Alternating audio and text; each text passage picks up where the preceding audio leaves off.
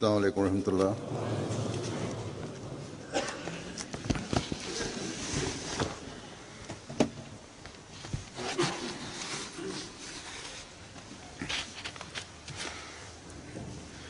أشهد أن لا إله إلا الله وحده لا شريك له وأشهد أن محمدا عبده ورسوله أما بعد فأعوذ بالله من الشيطان الرجيم بسم الله الرحمن الرحيم الحمد لله رب العالمين الرحمن الرحيم مالك يوم الدين إياك نعبد وإياك نستعين اهدنا الصراط المستقيم صراط الذين أنعمت عليهم غير المغضوب عليهم ولا الضالين ولكل وجهة هو موليها فاستبقوا الخيرات أينما تكونوا يأت بكم الله جميعا إن الله على كل شيء قدير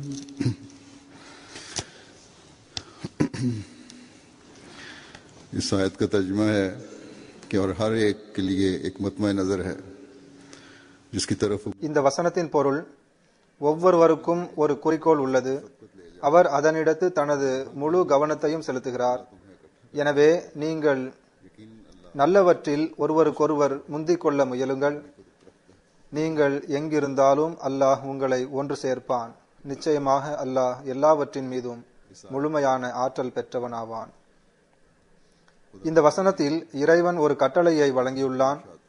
இது ஜமாத்தின் ஒவ்வொரு உறுப்பினருக்கும் எல்லா வகையான முன்னேற்றத்திற்கும் அவசியமாகும். அதாவது இறை விருப்பத்தை பெறுவதற்கான வழியாக அமைகின்ற முன்னேற்றத்திற்கு இது அவசியமாகும். முஸ்லிம் என்று தம்மை கூறிக்கொள்பவரை இது உண்மையான முஸ்லிம் ஆக்குகிறது. ஜமாத்தின் ஒட்டுமொத்த வளர்ச்சிக்கும் இது அவசியமாகும். இந்த கட்டளை யாதனில் ஒரு உண்மையான முஸ்லிமின், உண்மையான மூமின்களின் ஒரு ஜமாத்தின் குறிக்கோள் நன்மையில் முன்னேறுவதாக இருக்க வேண்டும். அல்லாஹ் தாலா கூறுகிறான், உலகில் கோடிக்கணக்கான மக்கள் வாழ்கின்றனர். இல்லா மாஷா அல்லாஹ், ஒவ்வொருவருக்கென்றும் வாழ்வின் ஒரு குறிக்கோள் உள்ளது. அதை பெறுவதற்கு அவர் முயற்சி செய்கிறார். ஒருவர் தன் நோக்கத்தை அடைய முயற்சி செய்கிறார் என்றால் இன்னொருவர் தனது இன்னொரு நோக்கத்தை அடைய முயற்சி செய்கிறார். இன்னும் சொல்வதென்றால் தீமைகள் செய்பவர்களுக்கும் குறிக்கோள் உள்ளது. அதை அடைவதற்கு அவர்கள் முயற்சி செய்கின்றனர். அந்த குறிக்கோள் பிறருக்கு தீங்கு விளைவிப்பதாகவும் இழப்பை ஏற்படுத்துவதாகவும் இருந்தாலும் சரி. உதாரணமாக, ஒரு திருடன் தனது நாளின் பெரும் நேரத்தை நான் இரவு எங்கெல்லாம் திருட வேண்டும், எப்படி திருட வேண்டும் என்று திட்டமிடுவதில் கழிக்கின்றான். அல்லது கொள்ளைக்காரர்கள் தாம் கொள்ளையடிக்க வேண்டும் என்ற தமது நோக்கத்தை அடைவதற்காக பல திட்டங்களை உருவாக்குகின்றனர். சிலர் நன்மை மற்றும் மார்க்கம் என்ற பெயரில் அநீதி இழைப்பதையே தமது குறிக்கோளாக ஆக்கிக் கொள்கின்றனர்.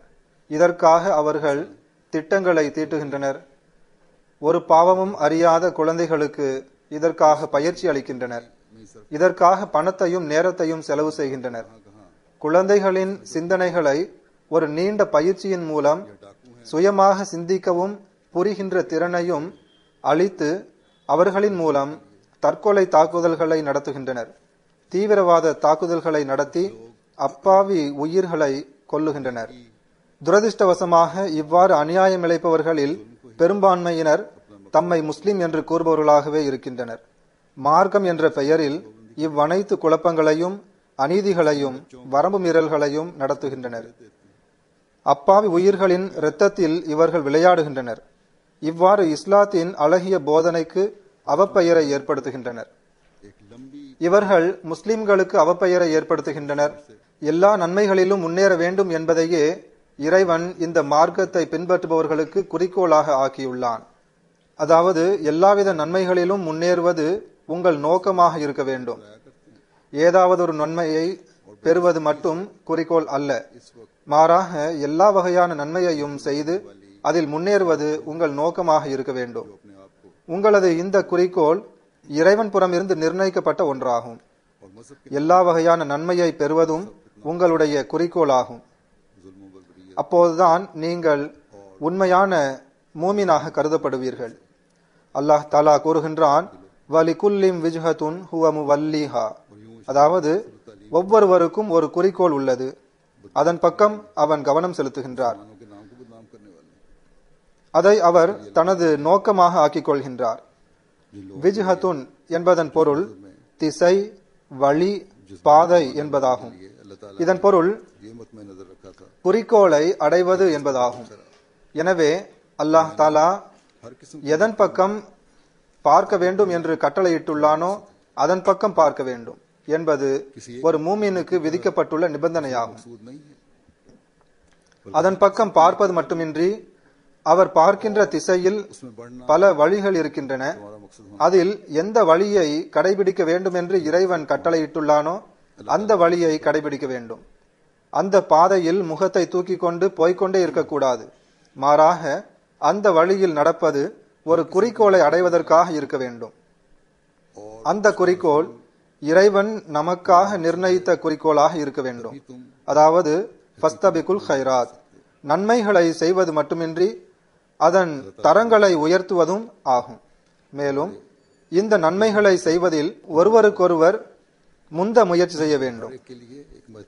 ஒருவர் மற்றவரை விட முந்துவது மட்டுமின்றி பலவீனமானவர்கள் பின்தங்குபவர்களாகிய மக்களையும் உடன் அழைத்து செல்ல வேண்டும். அதாவது ஜமாத்தின் வளர்ச்சியையும் ஒரு மூமினுக்கு எல்லா நேரமும் நோக்கமாக இருக்கிறது. எனவேதான் வளர்ச்சி அடையும் போது ஜமாத்தின் பிற உறுப்பினர்களின் வளர்ச்சிக்காகவும் பாடுபடுபவர்தான் உண்மையான மூமின் ஆவார். நன்மையின் ஓட்டத்தில் அவர்களையும் தம்முடன் சேர்த்துக் கொள்கின்றார். அவர்களுக்காகவும் சந்தர்ப்பத்தை ஏற்படுத்தி கொடுக்க முயற்சி செய்கின்றார். அவர்களும் முன்னேற வேண்டும். இதனால் ஜமாத்தின் வளர்ச்சி என்ற சக்கரம் வேகமாக முன்னேற்றத்தின் பக்கம் சுழன்று கொண்டே இருக்க வேண்டும். அஹ்மதியா ஜமாத் ஹஜ்ரத் ரசூலுல்லாஹி ஸல்லல்லாஹு அலைஹி வஸல்லம் அவர்களின் உண்மை பேர் அன்பருடன் இணைந்ததன் காரணமாக ரசூல் ஸல்லல்லாஹு அலைஹி வஸல்லம் அவர்கள் கொண்டு வந்த நன்மையை நிலைநாட்டுவதற்காகவே தோன்றிய ஜமாத் ஆகும். இந்த நன்மையில் அல்லாஹுவுக்கு ஆற்ற வேண்டிய உரிமைகளும் உள்ளன, இறை அடியார்களுக்கு ஆற்ற வேண்டியவையும் உள்ளன, இறை வணக்கங்களும் உள்ளன. மேலும் இந்த நன்மையில் இறை படைப்பினங்கள் மற்றும் முழு உலக மனித இனத்திற்கும் ஆற்றும் தொண்டும் உள்ளடங்கும். ஏனெனில் ரசூல் ஸல்லல்லாஹு அலைஹி வஸல்லம் அவர்களை அல்லாஹ் தஆலா முழு மனித இனத்திற்கும் கருணையாக அனுப்பியுள்ளான். மனித நேயத்திற்கு தொண்டாற்றும் கடமையை நன்மைகளை பரப்புவதால் தான் செய்ய முடியும், கருணையை பரப்புவதால் தான் செய்ய முடியும். நான் முன்பு ஒரு உதாரணம் கூறினேன். சிலர் தீமைகளை தாமும் செய்வதுடன் குழந்தைகளுக்கும் அதற்கான பயிற்சி அளிக்கின்றனர். அப்பாவி உயிர்களை கொல்லுவதற்காக அந்த குழந்தைகளை பயன்படுத்தி தற்கொலை தாக்குதல்கள் நடத்துவதால் இதை செய்துவிட முடியாது. குண்டுகள், பீரங்கிகள் மற்றும் சண்டை சச்சரவுகளால், குழப்பங்களால் இந்த தொண்டை செய்துவிட முடியாது. இன்று உலகத்தில் ஜமாத் என்ற அளவில் அகில உலகிற்கும் அருள் கொடையாக வந்தவரின் அருளில் இருந்து உலகத்திற்கு பகிர்ந்து கொடுக்கவும் நன்மைகளை பரப்புவதிலும் எல்லா நேரமும் ஈடுபட்டிருக்கின்ற ஒரே ஜமாத் அஹ்மதியா முஸ்லிம் ஜமாத் மட்டுமே ஆகும். இதற்கான உரிமையை அது நிறைவேற்ற முழுமையாக முயற்சி செய்கின்றது. இந்த முயற்சி இஸ்லாத்தின் அழகிய போதனை, இஸ்லாத்தின் தூது செய்தி ஆகியவற்றை உலகிற்கு வழங்கியும் நடைபெறுகிறது. திருக்குரானை பரப்புதல் மற்றும் உலகின் பல்வேறு மொழிகளில் மொழிபெயர்த்து அதை அந்த பகுதிகளில் பரப்புவதன் வடிவிலும் நடைபெறுகிறது. உலகிற்கு உயரிய நல்லொழுக்கத்தை கற்பிப்பதன் வடிவிலும் இந்த முயற்சி நடைபெறுகிறது. உலகத்திற்கு அன்பு மற்றும் நேசத்தை போதிக்கும் வடிவிலும் நடக்கிறது. மனித நேயத்திற்கு தொண்டு செய்தல், மருத்துவமனைகளில் துக்கத்தால் வாடுகின்ற நோயாளிகளுக்கு சிகிச்சை அளிக்கும் வடிவிலும் நடைபெறுகிறது. உலகின் தொலைதூர பகுதிகளில் கல்வி அறிவின்றி வாடும் குழந்தைகளுக்கும் மக்களுக்கும் கல்வியின் அணிகலன்களை கொண்டு அலங்கரித்து அவர்களுக்கு நன்மையின் சரியான அறிவை புகட்டுவதன் வடிவிலும் இந்த சேவை நடந்து வருகிறது. எல்லாவற்றிற்கும் மேலாக ஹஜ்ரத் ரசூலுல்லாஹி ஸல்லல்லாஹு அலைஹி வஸல்லம் அவர்களின் கொடியின் கீழ் கொண்டு வந்து ஓர் இறைவன் முன் குனிபவர்களாக அம்மக்களை மாற்றுகின்ற வடிவிலும் நடைபெறுகிறது. எனவே ஜமாத்தே அஹ்மதியாவின் மிஷன் ஒரு சாதாரண மிஷன் அல்ல. நாம் இக்காலத்தின் இமாமுடன் செய்த உடன்படிக்கை ஒன்றும் சாதாரண உடன்படிக்கை அல்ல. இதை நிறைவேற்றுவதற்காக நாம் நமக்காக இறைவன் நிர்ணயித்த அதே குறிக்கோளை நமது இலக்காக ஆக்கிக் கொள்ள வேண்டும். இதை பற்றி நான் ஓரளவு விளக்கி கூறினேன். அதாவது அல்லாஹ் தஆலாவின் விருப்பத்தை பெறுவதற்காக இறைவன் பக்கம் நம்மை இட்டு செல்லும் வழிகளில் நடப்பது அவசியமாகும். இந்த வழிகளிலும் ஷைத்தானை நேருக்கு நேர் எதிர்கொள்ள வேண்டியது வரலாம். இதை ஷைத்தான் முன்னதாக கூறியிருக்கின்றான். அவன் நன்மைகளை செய்வதை விட்டு தடுக்க முயற்சி செய்வான். நன்மைகளின் தரத்தை உயர்த்துகின்ற முயற்சியில் தடைகளை ஏற்படுத்துவான். ஆனால் இஹ்தின சிராத்தல் முஸ்தகீம் சிராத்தல்லதீன அன்அம்த அலைஹிம் என்ற துவா உள்ளத்திலிருந்து எழுந்தால் அது ஷைத்தானின் தாக்குதலை முறியடித்துக் கொண்டே செல்லும். நன்மைகளின் உச்ச நிலைகளை ஒரு மூமின் அடைந்து கொண்டே செல்வார். சிறந்த சமுதாயத்தை சேர்ந்தவர் என்ற பெருமையை பெற்றுக்கொண்டே இருப்பார். எனவே இதை பெறுவதற்காக நமது ஒவ்வொரு பெரியவரும் சிறியவரும் ஆணும் பெண்ணும் குழந்தைகளும் வயது முதிர்ந்தவர்களும் ஆகிய அனைவரும் முயற்சி செய்ய வேண்டும். எல்லா வகையான நன்மைகளையும் கடைபிடித்து அல்லாஹ் தாலா நமக்காக நிர்ணயித்த குறிக்கோளை பெற வேண்டும். அதற்காக முயற்சி செய்ய வேண்டும். அல்லாஹ் தாலா திருக்குரானில் சில நன்மைகளை கடைபிடிக்குமாறு மூமின்களுக்கு கட்டளையிடுகிறான். அதில் ஒன்று இறை வழியில் பொருள் தியாகம் செய்தல் என்ற நன்மையாகும். நான் முன்னதாக கூறிய குறிக்கோளை அடைவதற்கு பொருள் தியாகம் செய்வது மிகவும் அவசியமானதாகும். அதாவது இஸ்லாத்தை பரப்புவது மற்றும் மனித நேயத்திற்கு தொண்டாற்றுவது. கடந்த ஏறக்குறைய 125 வருடங்களாக இந்த குறிக்கோளை அடைவதற்கு ஜமாத் உறுப்பினர்கள் பெரும் தியாகங்களை செய்து கொண்டிருக்கிறார்கள் என்பதற்கு ஜமாத்தே அஹ்மதியாவின் வரலாறு சாட்சியாகும். இந்த தியாகம் மற்றும் நன்மை ஜமாத்தே அஹ்மதியாவின் தனிச்சிறப்பாகும். இதை பார்த்து அந்நியர்கள் கூட ஆச்சரியமடைகின்றனர். ஏனெனில் இந்த தியாகங்களுக்கு பின்னணியில் என்ன உணர்வு செயல்படுகிறது என்பதை புரிந்து கொள்ளும் திறன் அவர்களுக்கு இல்லை. நிச்சயமாக ஓர் அஹ்மதியிடம் இந்த ஆன்மா பிறப்பதற்கான காரணம் அவர் அல்லாஹ் தாலாவின் கட்டளைக்கு ஏற்ப நன்மையில் முன்னேறுவதையே தமது குறிக்கோளாக ஆக்கிக் கொள்கிறார்.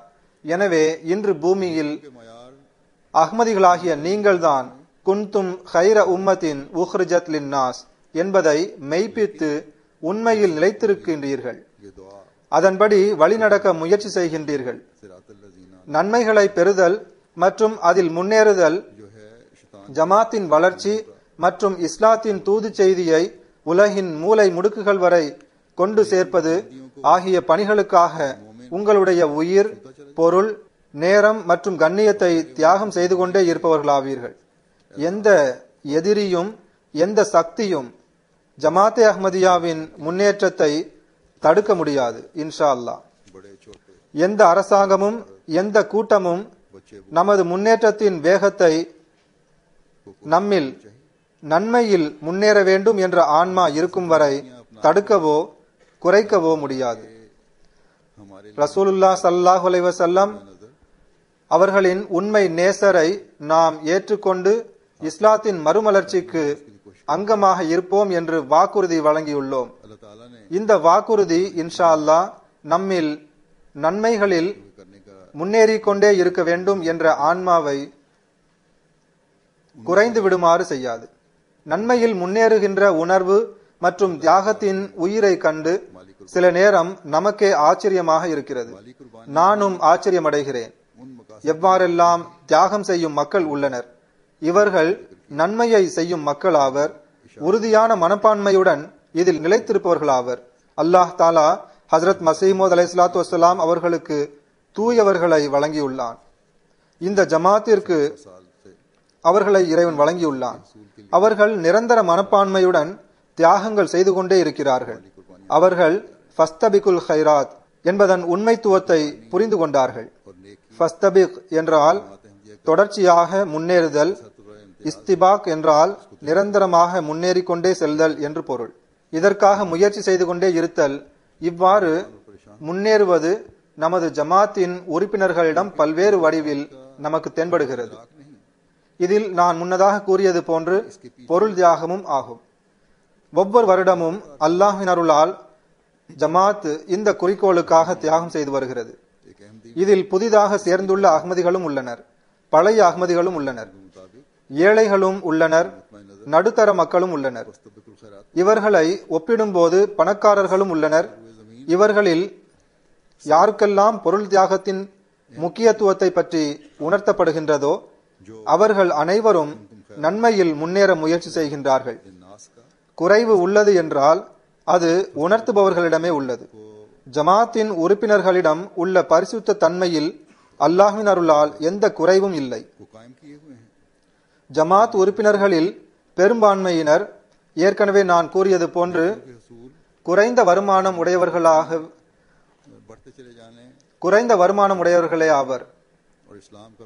எனவே தியாகம் புரிகின்றவர்களின் எண்ணிக்கையும் இவர்களில்தான் அதிகம் உள்ளனர். இவர்கள் தமது பல விருப்பங்களை தியாகம் செய்து பொருள் தியாகத்தில் பங்கெடுக்கின்றனர். சிலர் பொருள் வசதி கொண்டவர்களும் உள்ளனர். இவர்களும் பெரும் பெரும் தியாகங்கள் புரிகின்றனர். எனினும் குறைந்த வருமானம் கொண்டவர்களுடன் இவர்களை ஒப்பிடும்போது தியாகத்தின் தரம் என்ற அடிப்படையிலும் எண்ணிக்கையின் அடிப்படையிலும் மிக குறைவாகும். இப்போது மேற்கத்திய நாடுகளில் வசிக்கும் அஹ்மதிகளுக்கு அல்லாஹ் தாலா மிக அதிகமாக வழங்கியுள்ளான்.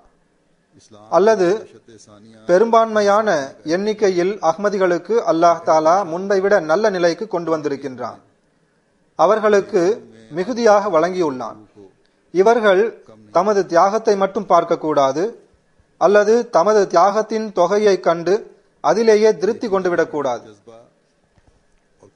மாறாக இவர்கள் ஓர் ஆண்டில் கொடுத்த தியாகங்களில் அடுத்த ஆண்டு முன்னேற்றம் ஏற்பட்டுள்ளதா என்று பார்க்க வேண்டும். முன்னேற்றம் ஏதும் இல்லாமல் அங்கேயே நிற்கிறது என்றால் கவலைப்பட வேண்டும். நான் முன்னதாக கூறினேன், அதாவது பொதுவாக ஓர் அஹ்மதி ஒருவருக்கொருவர் முந்துவதற்கான உணர்வை புரிந்துள்ளார். இதற்காக முயற்சி செய்கின்றார். ஜமாத்தில் நிரந்தரமான சந்தாக்களை தவிர பிற திட்டங்களும் அவ்வப்போது அறிவிக்கப்படுகின்றன. இதற்காகவும் ஜமாத் உறுப்பினர்கள் பெருமளவில் தியாகம் புரிகின்றனர். சில திட்டங்கள் சில ஜமாத்தின் லோக்கல், அதாவது உள்ளூர் தேவையை பூர்த்தி செய்வதற்காக செய்யப்படுகின்றன. சில திட்டங்கள் அந்த நாட்டின் ஏதாவது ஒரு நேஷனல் ப்ராஜெக்டுக்காக செய்யப்படுகின்றன. சில நாடுகளில் மத்திய திட்டத்தின் கீழ் பள்ளிவாசல்கள் அல்லது பிற திட்ட பணிகள் நடைபெறுகின்றன. ஏனெனில் இந்த தேவைகளை நிரந்தரமான கட்டாய சந்தாக்களின் மூலம் நிவர்த்தி செய்ய முடியாது. எவ்வாறு இருப்பினும் நிரந்தரமான சந்தாக்கள் தவிர ஜமாத் உறுப்பினர்கள் பெரும் தியாகம் செய்கின்றனர். பெரும்பான்மையான எண்ணிக்கை இவ்வாறு தியாகம் செய்யக்கூடியதாகும். இங்கு ஒரு விஷயத்தை நான் விளக்க விரும்புகின்றேன். தஹ்ரீகே ஜதீத் மற்றும் வக்ஃபே ஜதீதின் சந்தாக்கள் அனைத்தும் மர்கஸின் சந்தா, அதாவது மேலிட சந்தாவாகும். இந்த தொகை உள்ளூர் அல்லது உள்நாட்டு தேவைகளுக்காக செலவிடப்படுவதில்லை. அவ்வாறு சில ஏழை நாடுகள் இந்த சந்தாவை உள்நாட்டில் செலவு செய்கின்றார்கள் என்றாலும் அவர்கள் சுதந்திரமாக செய்வதில்லை. மாறாக மேலிடத்தின் அனுமதி பெற்று செலவு செய்யப்படுகிறது. சில நேரம் சில பணக்கார நாடுகளில் உள்ள மக்களின் மனதில் இந்த சிந்தனை எழுகிறது, அதாவது இந்த சந்தாக்கள் மேலிடத்தின் சந்தாக்கள், இது நமக்காக செலவு செய்யப்படுவதில்லை, எனவே இதில் நாம் ஏன் அதிகமாக பங்கெடுக்க வேண்டும்? நமக்கு சில திட்டப்பணிகள் உள்ளன. நான் ஏற்கனவே குறிப்பிட்டேன், லோக்கல் ப்ராஜெக்ட்ஸ் மற்றும் சில நேஷனல் ப்ராஜெக்ட் இருக்கின்றது. முதலில் நாம் நமது செலவுகளை பூர்த்தி செய்யலாம் என்று சிந்தனை தோன்றுகிறது. இதில் முதல் விஷயம் என்னவென்றால், அல்லாஹ்வின் விருப்பத்தை பெறுவதற்காக கொடுக்கின்றீர்கள் என்றால் இவ்வாறான கேள்வியே தவறாகும். இரண்டாவது, மேலிடத்திற்கும் பெருமளவில் செலவுகள் உள்ளன, பல திட்டப்பணிகள் உள்ளன. ஏழை நாடுகளில், அதாவது அதில் ஆப்பிரிக்க நாடுகளும் உள்ளன, ஆசியாவின் நாடுகளும் உள்ளன, இந்தியா, வங்காளதேசம் ஆகியவற்றையும் சேர்த்து இன்னும் சில நாடுகள் உள்ளன. ஐரோப்பாவிலும் ஜமாத் உறுப்பினர்கள் மிகவும் குறைந்த எண்ணிக்கையை கொண்ட நாடுகளும் உள்ளன. இந்த நாடுகளில் மேலிடத்தின் புறமிருந்து செலவு செய்யப்படுகின்றன. அவ்வாறே திறமையான நமது மாணவர்களின் கல்விக்கான செலவுகளும் மேலிடம் செய்து வருகிறது. ஜமாத்துகளிலிருந்து மேலிடத்திற்கு வருகின்ற தொகையிலிருந்து இந்த செலவுகள் செய்யப்படுகின்றன. பிறகு நன்மையில் ஒருவருக்கொருவர் முந்த வேண்டும் என்ற ஆன்மா இதுவாகும். அதாவது நமது ஏழை சகோதரர்களை, சின்ன ஜமாத்துகளை, பலவீனமான ஜமாத்துகளையும் உடன் சேர்த்து செல்ல வேண்டும் என்பதாகும். இதனால் அல்லாஹ்வின் முன்னிலையில் மகிழ்ச்சிக்குரியவராக இருப்போம். நாம் நமது பலவீனமானவர்களையும் நம்முடன் அழைத்து செல்வதற்கு முயற்சி செய்து வந்தோம் என்று மகிழ்ச்சி அடையலாம். நான் ஓதிய வசனத்தில் அல்லாஹ் தாலா தொடர்ந்து கூறுகின்றான், ஐனமா தகூனு யாத்தி பிக்குமுல்லாஹு ஜமியா, நீங்கள் எங்கிருந்தாலும் அல்லாஹ் தாலா உங்கள் அனைவரையும் ஒன்று திரட்டுவான். அதாவது ஒன்று சேர்ந்து அல்லாஹ்வின் முன் ஆஜராகும் போது நன்மையில் முன்னேறுவதற்கான ஆன்மாவை நிலைநிறுத்தியவர்கள் மகிழ்ச்சியாக இருப்பர். ஆனால் இதில் சோம்பேறித்தனத்தை காட்டியவர்கள், பிறருக்கு உதவி செய்ய தயங்கியவர்கள், நாங்கள் பிறருக்காக ஏன் செலவு செய்ய வேண்டும் என்ற கேள்வியை எழுப்புபவர்கள் பதில் சொல்லியாக வேண்டும். எனவே இந்த கேள்வியை ஆங்காங்கே ஓரிருவர் எழுப்பினாலும் சரி, இந்த கேள்வி ஓர் அஹ்மதிக்கு கொடுக்கப்பட்ட போதனைக்கு எதிரானதாகும். இதையே இறைவன் நம்மிடம் எதிர்பார்க்கின்றான். மேலிடத்தின் செலவுகளை பற்றி நான் இப்போது உங்களுக்கு கூறினேன். இதன் சுருக்கமான அட்டவணையையும் உங்கள் முன் எடுத்து வைக்கின்றேன்.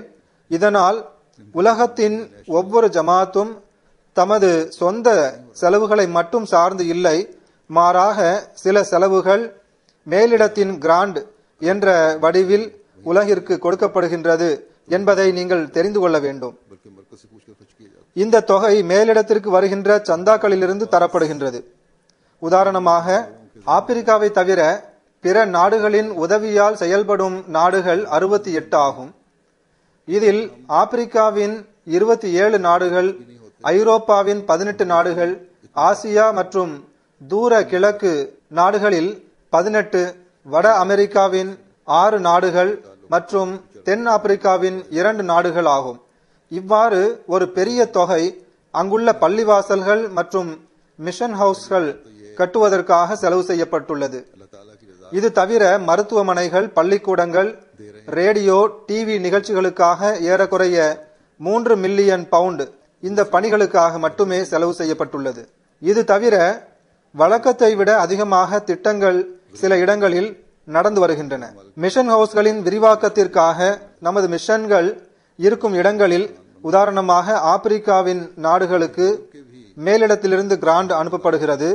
அது 35 நாடுகளில் 178 மேலிடத்தின் முபல்லிகள் உள்ளனர்.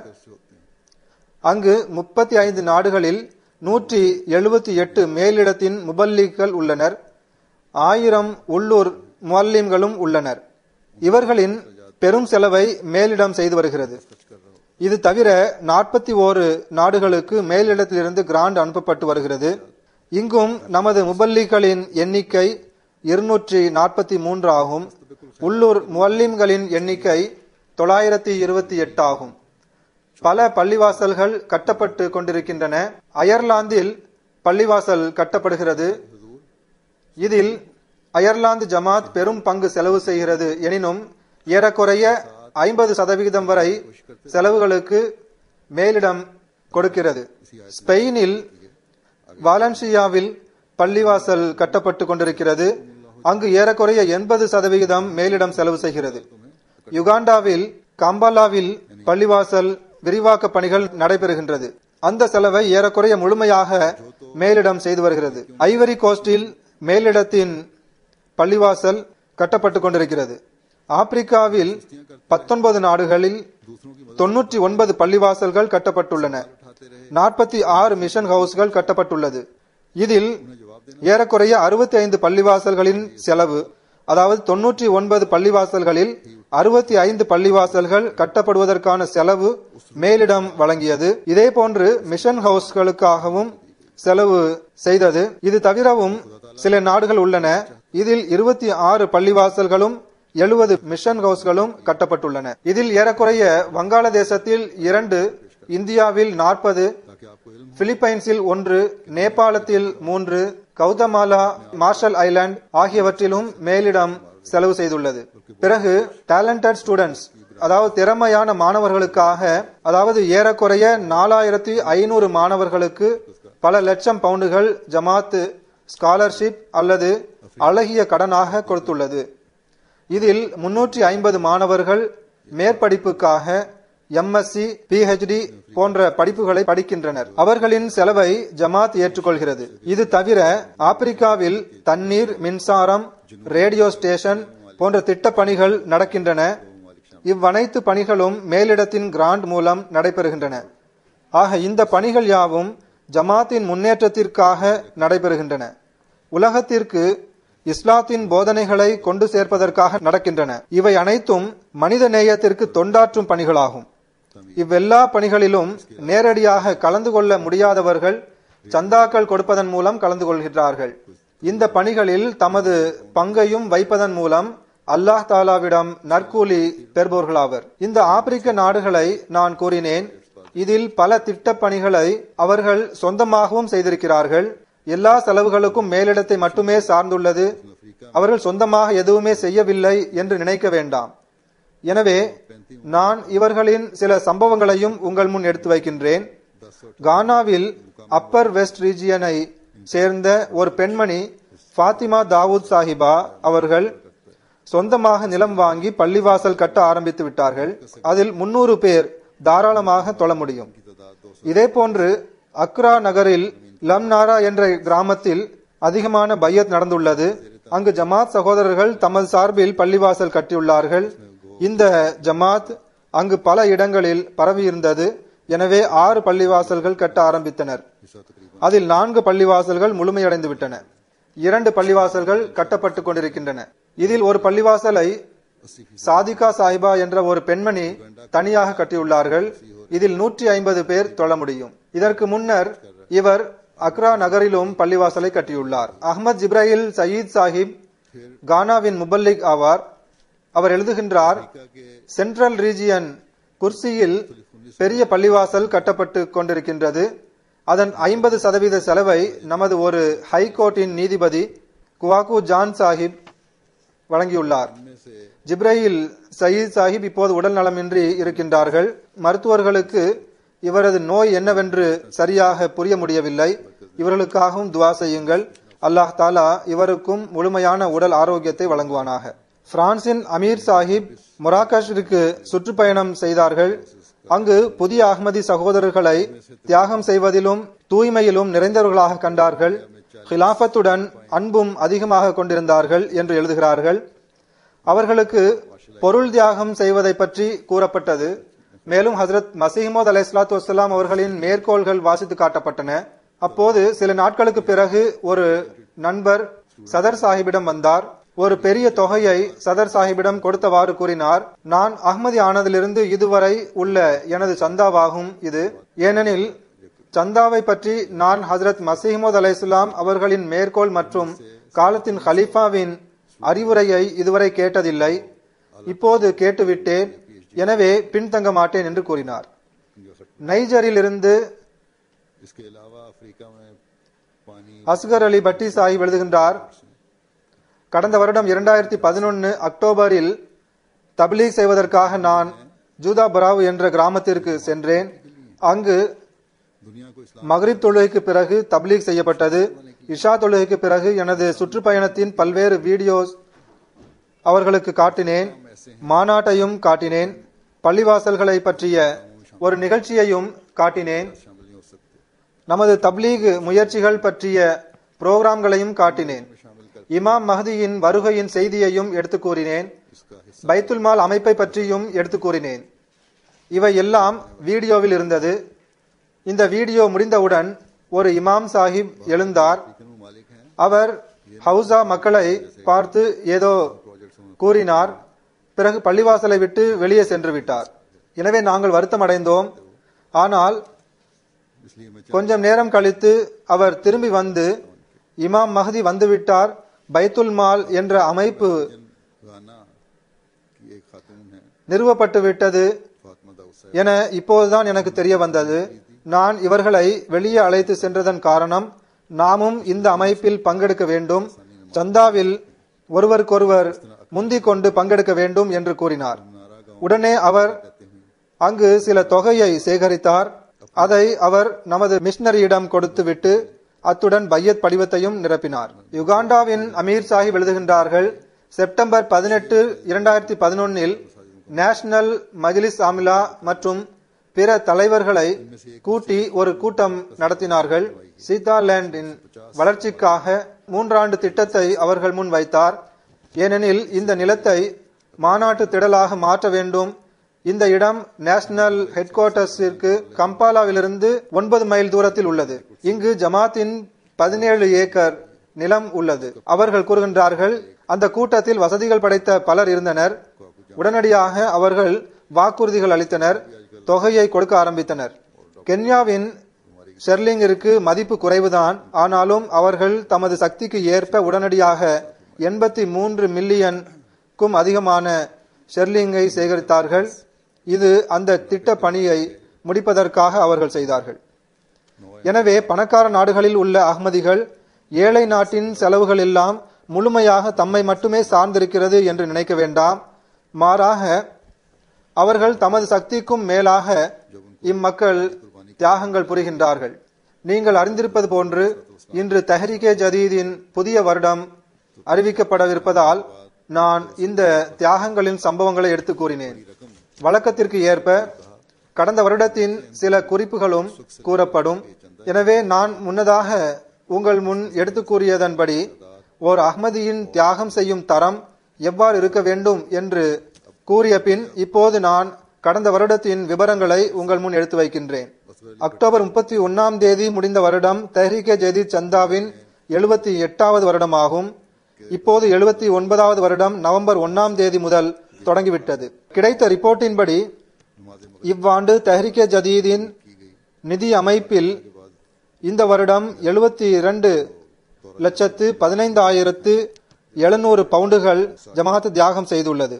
அல்ஹம்துலில்லாஹ். கடந்த வருடத்தை விட இது ஏறக்குறைய 5,84,700 பவுண்டுகள் அதிகமாகும். பாகிஸ்தானில் நிலைமை சரியில்லாத போதும் ஏழ்மை இருந்த போதிலும் அதன் பொசிஷன் அப்படியே நிலையாக உள்ளது. அதன் பிறகு பெரிய ஜமாத்துகளில் பாகிஸ்தானை தவிர்த்து வெளிநாடுகளின் ஜமாத்துகளில் அமெரிக்கா முதலிடத்தில் உள்ளது. அதன் பிறகு ஜெர்மனி 2ஆம் இடத்தில் உள்ளது. இங்கிலாந்து 3ஆம் இடத்திலும், கனடா 4ஆம் இடத்திலும், இந்தியா 5வது இடத்திலும், இந்தோனேஷியா 6வது இடத்திலும், ஆஸ்திரேலியா 7வது இடத்திலும் உள்ளது. பிறகு சுவிட்சர்லாந்து 8வது இடத்திலும், பெல்ஜியம் 9வது இடத்திலும் உள்ளது. பெல்ஜியம் மற்றும் கானா ஏறக்குறைய பக்கத்தில் அடுத்தடுத்த நிலையில் இருக்கின்றன. இல்லை, இதில் சிறிய தவறு ஏற்பட்டுள்ளது. இதன் வரிசை இவ்வாறு அமையும்: அமெரிக்கா முதலிடத்திலும், இரண்டாவது ஜெர்மனி, மூன்றாவது இங்கிலாந்து, நான்காவது கனடா, ஐந்தாவது இந்தியா, ஆறாவது இந்தோனேஷியா, மத்திய கிழக்கின் ஒரு நாடு உள்ளது. சில காரணத்தை கருத்தில் கொண்டு நான் அந்த நாட்டின் பெயரை குறிப்பிட மாட்டேன். அது 7ஆம் இடத்தில் உள்ளது. பிறகு ஆஸ்திரேலியா 8வது இடத்திலும், சுவிட்சர்லாந்து 9வது இடத்திலும், 10வது இடத்தில் பெல்ஜியம் மற்றும் கானா உள்ளது. பெல்ஜியம் மற்றும் கானா ஆகிய நாடுகளின் நிலை சுவிட்சர்லாந்திற்கு ஏறக்குறைய நெருக்கமாக உள்ளன. பண மதிப்பின் அடிப்படையில் விகிதாச்சார அளவீட்டின்படி வசூலில் முன்னேற்றம் பெற்றுள்ள முதல் 10 ஜமாத்துகளில் முதலிடம் மத்திய கிழக்கில் உள்ள அந்த அரபு ஜமாத் ஆகும். பிறகு Australia, India, Germany, America, Belgium, Canada, England, Indonesia, அதன் பின்னர் பிரான்ஸ் ஆகிய நாடுகள் முறையே உள்ளன. பிரான்ஸ் ஐரோப்பாவின் ஜமாத்துகளில் முதலிடம் வகிக்கிறது. தனிநபர் சந்தா செலுத்தும் விகிதத்திலும் மத்திய கிழக்கில் உள்ள அந்த நாடு முதலிடத்தில் உள்ளது. அவர்களின் தியாகம் தலைக்கு 156 பவுண்ட் என்ற விகிதத்தில் உள்ளது. ஏறக்குறைய 157 பவுண்டுகள் ஆகும். பிறகு அமெரிக்கா தலைக்கு 118 பவுண்டுகள் 2ஆம் இடம். மூன்றாவதாக சுவிட்சர்லாந்து, 4வது ஜப்பான், 5வது இங்கிலாந்து, 6வது பிரான்ஸ், பிறகு கனடா, நார்வே, ஜெர்மனி, ஆஸ்திரேலியா ஆகிய நாடுகள் முறையே அடுத்தடுத்த நிலையில் உள்ளன. இவ்வாறு தொகையில் மட்டும் முன்னேற்றம் ஏற்படவில்லை.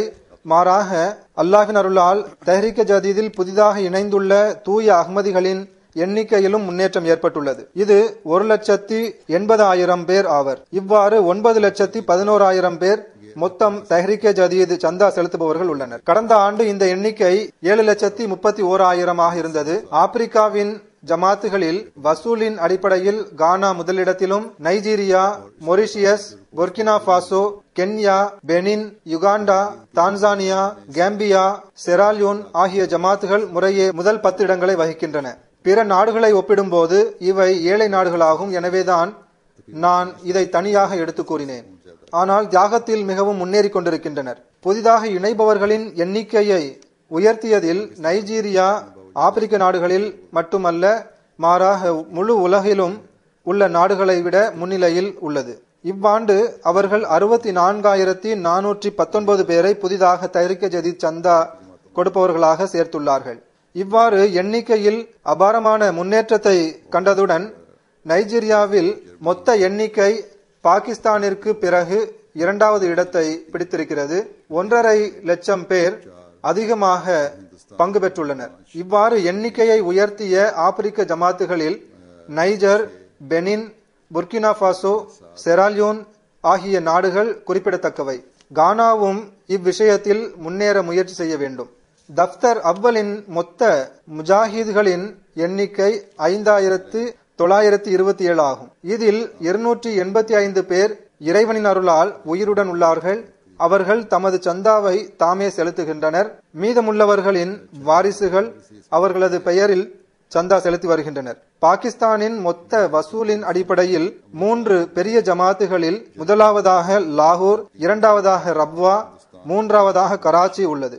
இது தவிர நகர்ப்புற ஜமாத்துகளில் அதிகமாக தியாகம் செய்யும் ஜமாத்துகளில் முதல் 10 இடங்களை வகிக்கும் ஜமாத்துகளில் முதலில் ராவல்பிண்டி, இஸ்லாமாபாத், சியால்கோட், கொய்டா, சர்கோதா, ஃபைசலாபாத், மீர்பூர் காஸ், நவாப்ஷா, பெஷாவர் மற்றும் பாவல்பூர் ஆகிய ஜமாத்துகள் முறையே முதல் 10 இடங்களை வகிக்கின்றன. மாவட்ட அளவில் அதிகமாக சந்தா கொடுக்கும் மாவட்டங்கள் முதலில் உமர்கோட், ஷேகுபுரா, குஜ்ராவாலா, பதீன், சாங்கட், நாரோவால், சாங்கட், ஹைதராபாத், ரஹீம் யார் கான், மீர்பூர், ஆசாத் காஷ்மீர் மற்றும் கானேவால் ஆகிய மாவட்டங்கள் முறையே முதல் 10 இடங்களை வகிக்கின்றன. அமெரிக்காவில் பொருள் தியாகம் செய்யும் ஜமாத்துகளில் முதல் 5 இடங்களை வகிக்கும் ஜமாத்துகளின் பெயர் Los Angeles, Inland Empire, Columbus, Ohio, Silicon Valley, Detroit மற்றும் ஹாரிஸ்போர்ட் ஆகிய ஜமாத்துகள் முறையே முதல் 5 இடங்களை வகிக்கின்றன. ஜெர்மனியில் வசூலின் அடிப்படையில் குலோன், டோடர்மார்க், நோயஸ், கோப்லன், புளோரிஷைம், மெஹதியாபாத், பிராய்ஷ், ரவுன்ஹெம், சவுத் ஃபுல்டா மற்றும் வொயன்கார்டன் ஆகிய ஜமாத்துகள் முன்னணியில் உள்ளன. வசூலின் அடிப்படையில் முதல் 10 அமாரத் ஜமாத்துகள் முதலில் இவை சதர் ஜமாத்தாக இருந்தன. இதில் ஹெம்பர்க், பிராங்க்பர்ட், கிராஸ்கிராவ், ட்ரம்ஸ்டட், ஈஸ்பார்டன், மான்ஹைம், டுவிஸ்டன்பர்க், ஆஃபன்பர்க் மற்றும் ரியல்ஸ்டட் ஆகிய ஜமாத்துகள் முறையே முதல் 10 இடங்களை வகிக்கின்றன. மொத்த வசூலின் அடிப்படையில் உங்களுடைய அதாவது யூகேவின் முதல் 10 ஜமாத்துகளில் மஸ்ஜித் ஃபசல் முதலிடமும், New Malden, West Hill, Worcester Park, Baitul Futuh, Raynes Park, Mosque West, Cheam, மான்சைம் சவுத், பெர்மிங்ஹாம் சென்ட்ரல் ஆகிய ஜமாத்துகள் முறையே முதல் 10 இடங்களை வகிக்கின்றன. ரீஜியன்களின் அடிப்படையில் முதல் ரீஜியன் லண்டன், இரண்டாவது மிட்லாண்ட் ரீஜியன், மூன்றாவது நார்த் ஈஸ்ட் உள்ளது. சிறிய எண்ணிக்கையில் உள்ள சிறிய ஜமாத்துகளில் ஸ்கென்தாஃப், பிரோம்லி, லெவிஷம், போர்மோத், பிர்மிங்டன் பார்க், ஆக்ஸ்போர்ட் ஆகியவை உள்ளன. வசூலின் அடிப்படையில் கனடாவின் குறிப்பிடத்தக்க ஜமாத்துகள் Calgary, Edmonton, Peace Village East, Surrey East, Peace Village Centre, Footbridge, Brampton, Flower Town, Mississauga West, Vaughan North, Maple Mount, Mount Royal East ஆகிய ஜமாத்துகள் உள்ளன. இந்தியாவின் முதல் 10 மாநிலங்களில் முதலாவதாக கேரளா, தமிழ்நாடு, ஆந்திர பிரதேசம், ஜம்மு காஷ்மீர், வங்காளம், கர்நாடகா, ஒரிசா, பஞ்சாப், டெல்லி மற்றும் யூபி ஆகியவை முறையே முதல் 10 இடங்களில் உள்ளன. தியாகம் செய்யும் ஜமாத்துகளில் முதல் 10 இடங்களை வகிக்கும் ஜமாத்தில் முதலிடம் கோயம்புத்தூர் தமிழ்நாடு, இரண்டாவது கருளாயி கேரளா, கோழிக்கோடு கேரளா, ஹைதராபாத் ஆந்திர பிரதேசம், காதியான் 5வது இடம், கண்ணனூர் டவுன் கேரளா 6வது இடம், கல்கத்தா, பயங்காடி, மாத்தோட்டம் கேரளா, சென்னை தமிழ்நாடு ஆகியவை முறையே முதல் 10 இடங்களை வகிக்கின்றன. தஹ்ரீகே ஜதீத் தொடர்பாக சில சம்பவங்களை ஜமாத்துகள் எழுதியுள்ளன. அதையும் நான் உங்கள் முன் வைக்கின்றேன். குமாசியில் அஹ்மத் ஜிப்ரைல் சயீத் சாஹிப் கூறுகின்றார்கள், இவரிடம் நான் எண்ணிக்கையை அதிகப்படுத்துமாறு கூறியிருந்தேன். கானாவின் எண்ணிக்கை குறைந்தது 1,00,000 இருக்க வேண்டும் என்று கூறியிருந்தேன். இந்த இலக்கை அவர்கள் அடையவில்லை. அஹ்மதி அன்பர்கள் மிகவும் ஆர்வத்துடன் பங்கெடுத்தனர். ஆனால் இங்கு முயற்சி முழுமையாக செய்யப்படவில்லை. இன்னும் சற்று கவனமூட்டி இருந்தால் இந்த எண்ணிக்கை இன்னும் அதிகமாயிருக்கும். கேம்பியாவின் அமீத் சாஹிப் எழுதுகின்றார்கள், பாராஃபின் பகுதியின் மிஷனரி கூறுகின்றார்கள், ஒருமுறை ஒரு மூதாட்டி மிஷன் ஹவுஸுக்கு வந்தார். அவர் நமது முபல்லிகிடம் பாரான்பின் பகுதியில் தஹ்ரீகே ஜதீத் சந்தா மிக அதிகமாக யார் கொடுக்கின்றார் என்று கேட்டார்கள். இந்த பகுதியில் ஒரு நபர் சம்புஜான் சாஹிப் என்று ஒருவர் உள்ளார், அவர் அதிகமாக சந்தா கொடுப்பவர் ஆவார் என்று கூறப்பட்டது. அவர் எவ்வளவு சந்தா கொடுக்கிறார் என்று அந்த மூதாட்டி கேட்டார். அவர் 50,000 டெலாசி கொடுக்கின்றார் என்று முபல்லிக் சாஹிப் கூறினார்கள். இந்த பெண்மணி அதற்கு முன் 1500 டெலாசி கொடுத்து வந்தார்.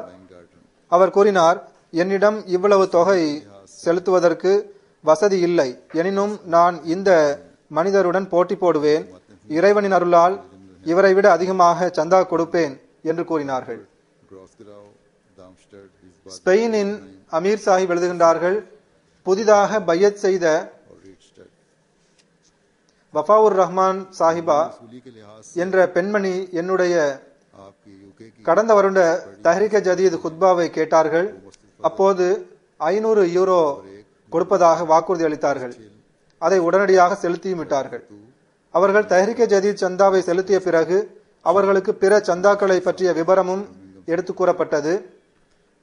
நீங்கள் இப்போது புதிதாக பையத் செய்துள்ளீர்கள், எனவே உங்கள் மீது கட்டுப்பாடு ஏதும் இல்லை. நீங்கள் விரும்பிய அளவு எவ்வளவு முடியுமோ அதை மட்டும் கொடுத்தாலே போதும் என்று கூறப்பட்டது. ஆனால் அவர்கள் அந்த நாளே பிற சந்தாக்களையும் விகிதாச்சாரத்தின்படி செலுத்திவிட்டார்கள். சந்தா ஆம் மற்றும் ஜல்சா சாலானாவின் சந்தாக்களை செலுத்திவிட்டார்கள். சுவிட்சர்லாந்திலிருந்து நமது முபல்லிக் இன்சார்ஜ் சாஹிப் எழுதுகின்றார், நியூ ஷட்டில் ஜமாத்தின் தலைவர் செக்ரட்டரி தஹ்ரீக் ஜதீத் ஆவார். அவர் சுவிட்சர்லாந்து வந்து அடைக்கலம் கேட்டபோது உடனடியாக சம்பந்தப்பட்ட துறை அதை ரத்து செய்துவிட்டது. அப்போது தஹ்ரீக் ஜதீதின் புதிய ஆண்டு அறிவிக்கப்பட்டது. அவர்களின் அக்கவுண்டில் மொத்தம் 1000 பிராங்க் இருந்தது. இந்த தொகையை அவர்கள் வக்கீல்கள் மற்றும் பிற செலவுகளுக்காக வைத்திருந்தார்.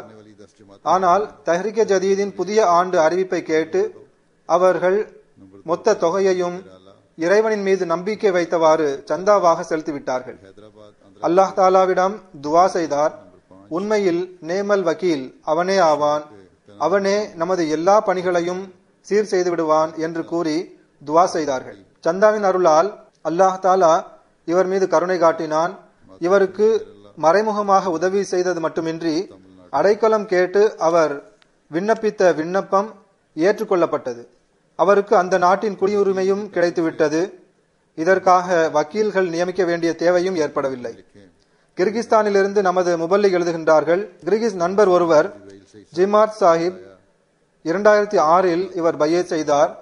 இவர் மிகவும் நேர்மையான மனிதர் ஆவார். பையத் செய்தவுடன் நமது முபல்லிக் சந்தாவை பற்றி இவருக்கு புரிய வைப்பதற்காக நகைச்சுவையாக கூறினார்கள், பிறர் தம்முடைய ஜமாத்தில் மக்களை சேர்ப்பதற்காக பணம் கொடுக்கின்றார்கள், ஆனால் நமது ஜமாத்தில் சேர்பவரிடம் நாங்கள் பணம் வசூல் செய்கிறோம் என்று கூறினார்கள். அதற்கு அவர் மாதந்தோறும் 300 கிர்கிஸ் சந்தா செலுத்துவேன் என்று கூறினார். சில காலத்திற்கு பிறகு அதை 400 உயர்த்தினார்.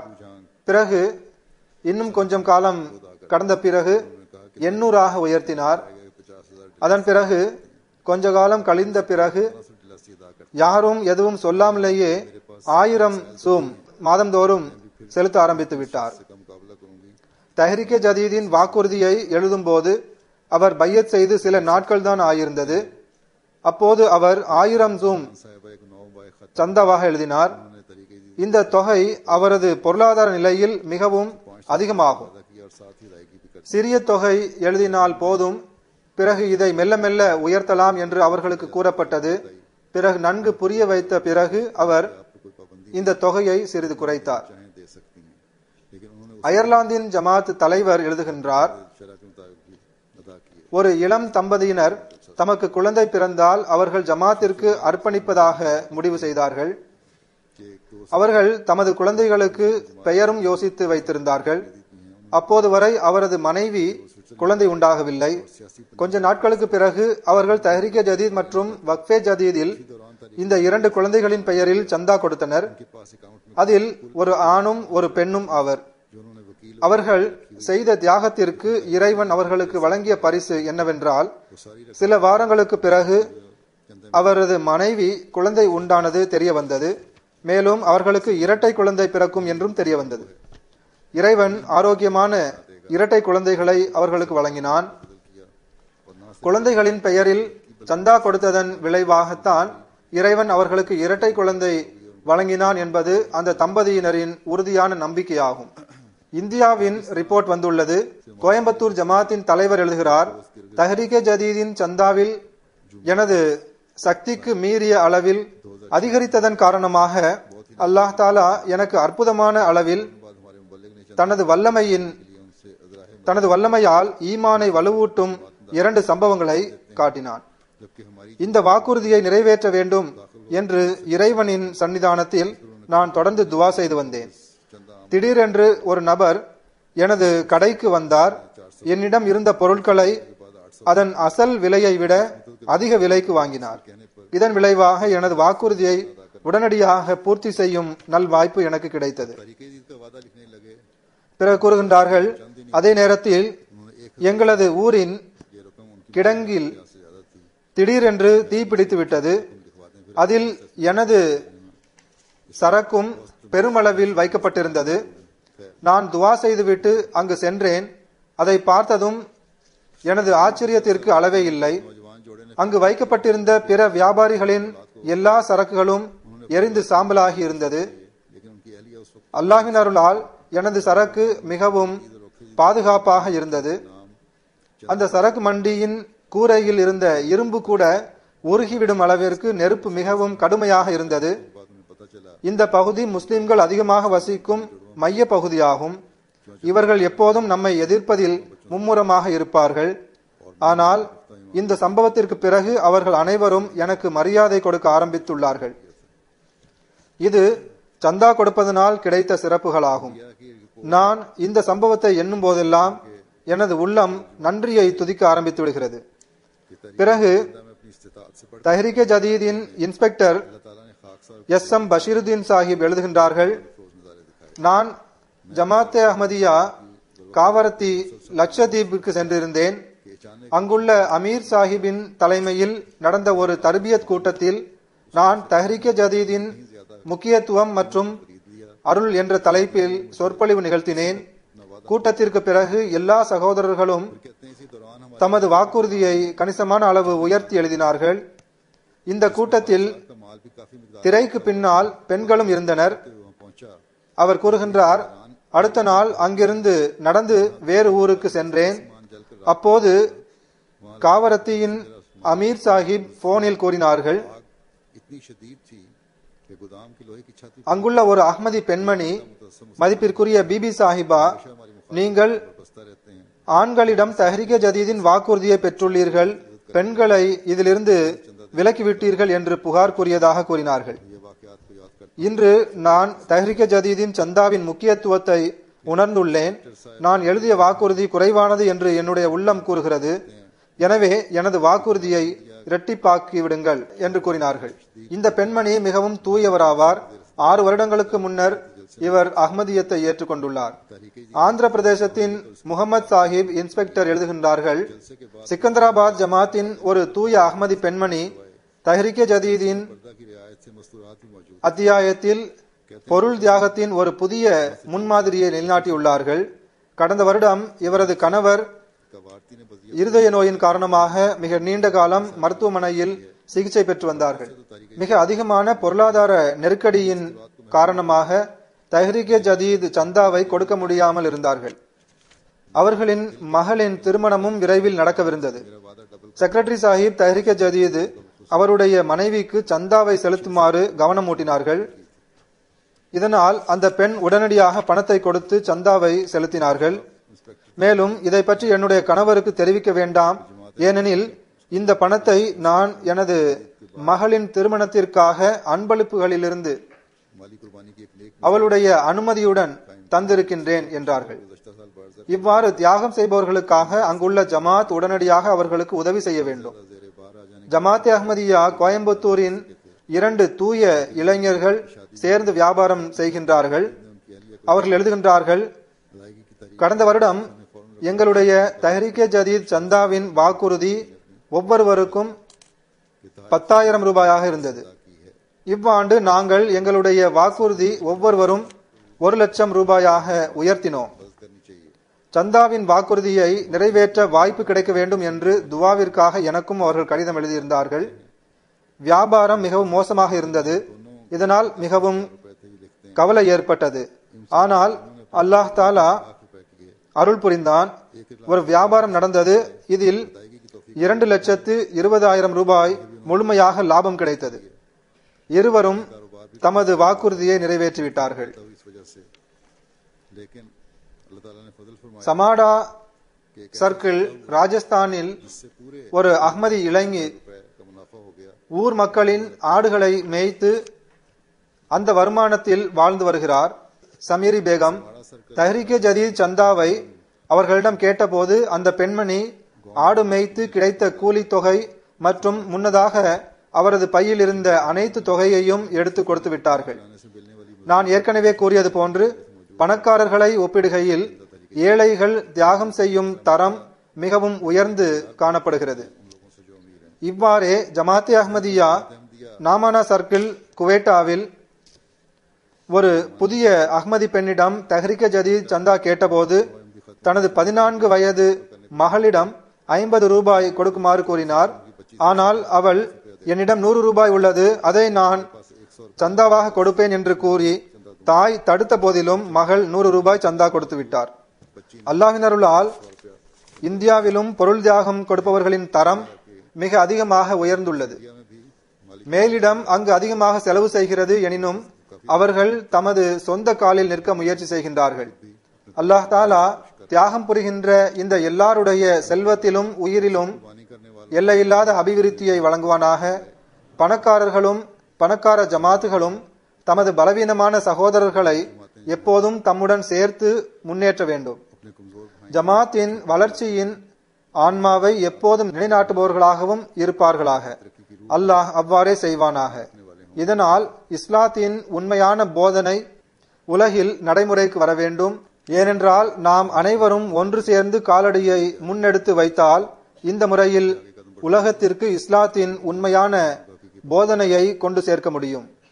இஸ்லாமிய சமுதாயம் ரசூல் ஸல்லல்லாஹு அலைஹி வஸல்லம் அவர்களின் உண்மை நேசரை அடையாளம் கண்டுகொள்ளும் நல் வாய்ப்பை பெற வேண்டும். இதனால் உலகில் உண்மையான சகோதரத்துவம் மற்றும் நேசத்தின் சூழ்நிலை நிலை பெற வேண்டும். மேலும் ரசூல் ஸல்லல்லாஹு அலைஹி வஸல்லம் அவர்களின் கொடி முழு உலகிலும் பறக்க வேண்டும். அல்லாஹ் அவ்வாறே செய்வானாக.